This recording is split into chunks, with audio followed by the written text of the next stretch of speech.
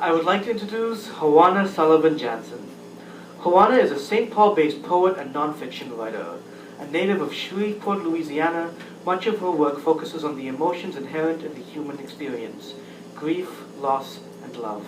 Please welcome Hawona.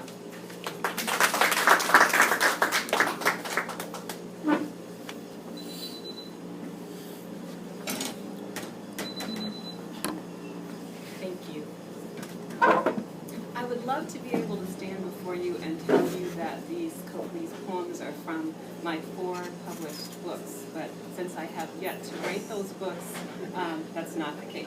But I will tell you... Can I raise the mic a little for you? Yeah. I don't know, you tell me. There you go. Better? Instead, I will tell you that the poems that I'm going to be reading are from collections that I have started and that may never be finished. And I will read the names of the collections and allow you to guess, as I'm doing the reading, which poems come from which collections. One collection of poems is called Poems from My Loss, related to the loss of my 6-year-old son. And another collection of poems is called Love Poems I Should Have Written to My Husband When He Was My Boyfriend. And another one is Their Story, A Marriage in 3 Acts, something I'm working on with a friend. And the last one is called Random Bad Analogies. And I bet you'll be able to figure out the random bad analogies when I read them out loud.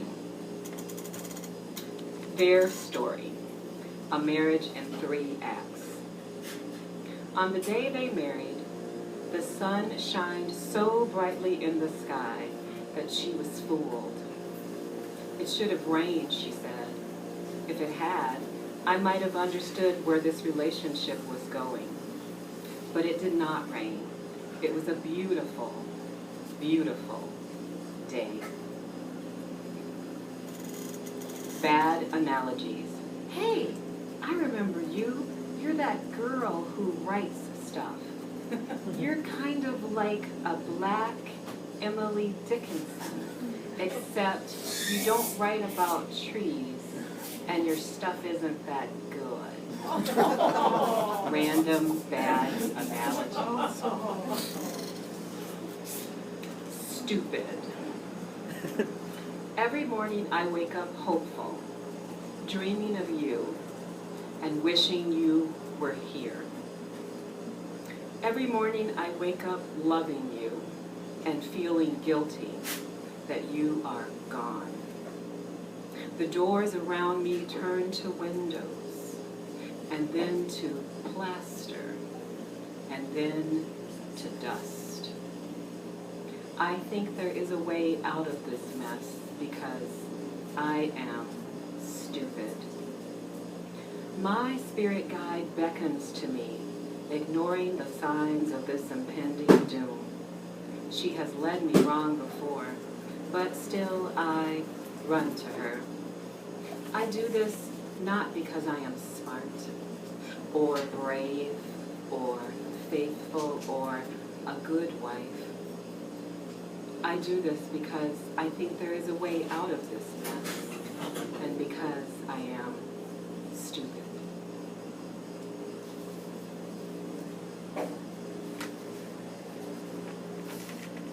Random bad analogy. Your eyes. They are as brown as the brownest Crayola in my box. For him. What will become of me if you leave me? Will I waste away into the nothingness? Will I die? Will I become the person that my parents warned me about, alone and screaming in the night? What will happen to me if you stay with me? Will I grow green and strong and bloom? Will I become the things that I have always wanted to be, beautiful and free? I do not know. What will become of us? I do not know. I do not know. I only wish it had rained.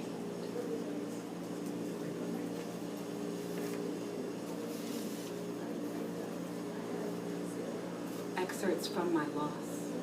In this dream, Tara did not help me to cover you with a blanket. In this dream, you did. In this dream, she did not read from Ecclesiastes. There was no need. In this dream, you were only wounded. In this dream, you were swallowed whole in the belly of a whale. But the whale was kind, and after you told him 3 of your best knock-knock jokes, he set you free. In this dream, fate was not cruel. The actors did not take an intermission. In this dream, you lived. But Mama said, while waking from a dream, you must be careful, child, because sometimes you are still asleep.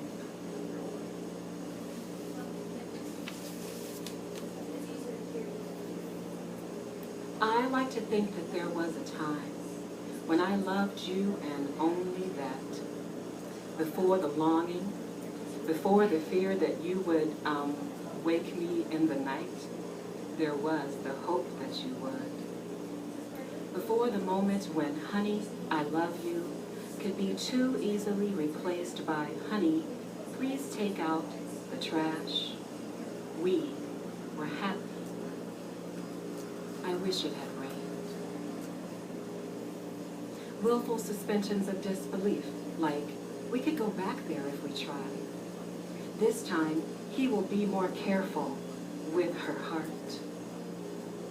Her lips say yes, but her soul says probably not.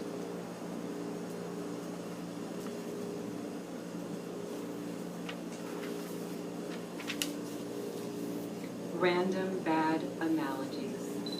She had a smile like the Mona Lisa's, but it was kind of funny on the corners and unlikely to last as long. Murder. For 3 days, I let him sit there. But on the 4th day, I had to admit I needed to take a bath. So I tried to catch him, but he ran too fast for me. So I poured water on him in the hopes of chasing him away. But the spider was small and defenseless. 1 minute he was running and moving and free, and in the next minute he was a tiny ball going down the drain. As soon as he had gone, I put the stopper over the hole, hoping to spare him and give him a chance to crawl away into the sewer. You see, not being sure somehow makes murder feel easier. Snippet. The thief ponders returning to the scene of the crime, not for himself, but for those he's left behind.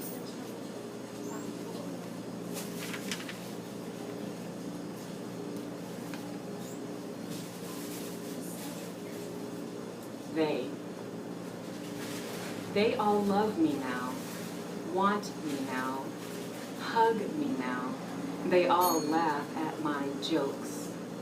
They all call me now, text me now, invite me to their lunch, and want me in their bunch. But before, they did not even know my name. Before, I had no time to be loved by them. Before, I did not care for their company.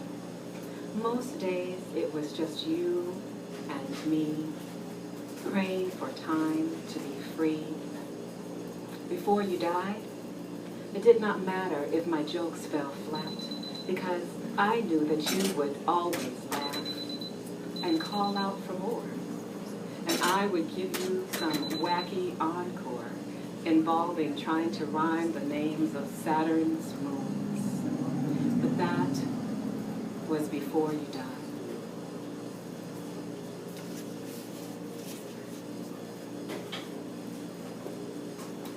If there is something out there in the darkness that gives me light, please do not find it. For the darkness fills me up and makes me whole. If there is something out there that warms me up, do not share it. For the coldness keeps me safe, does me no harm. Where were you when I needed you? Where were you when I thought I could not go on? Where were you when you knew my heart was breaking? Where were you? Where were you?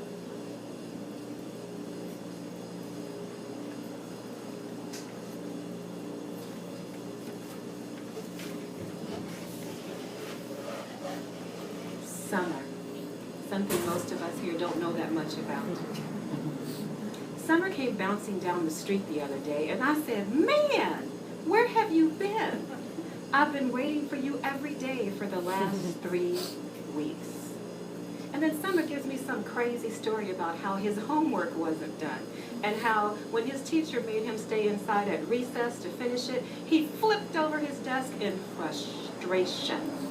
And she called his mama, who said, "Summer, don't you act no fool at school, 'cause if you do, your friends won't see hide nor hair of you, young man, until this time next year." Well, that don't seem right. After all, he is Summer, and doing homework ain't exactly his first nature. But I nod to him like I understand his story, 'cause I do. And then I ask him if he wants to play a while. And he says, "Yeah, man," like he might be from someplace else. And he might be thinking about going back there real soon. And that makes me sad. But Summer is my friend, so I decide to enjoy him while I can.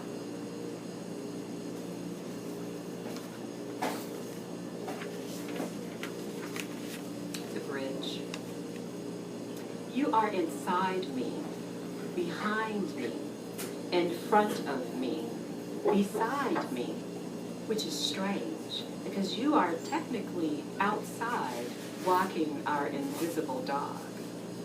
You are with me, loving me, holding me, and wanting me, which is strange, because I told you I needed to be free. There is a place on the other side of where we are now. I will meet you there.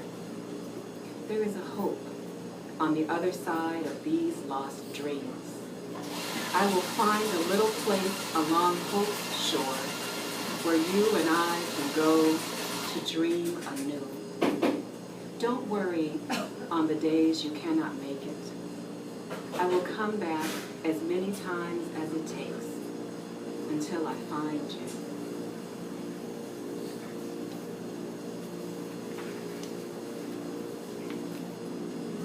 If I could write you a poem, it would be long and complicated, like our love. It would be brave and fierce and warm and nurturing and patient and kind and true. If I could write you a poem, my poem would be you.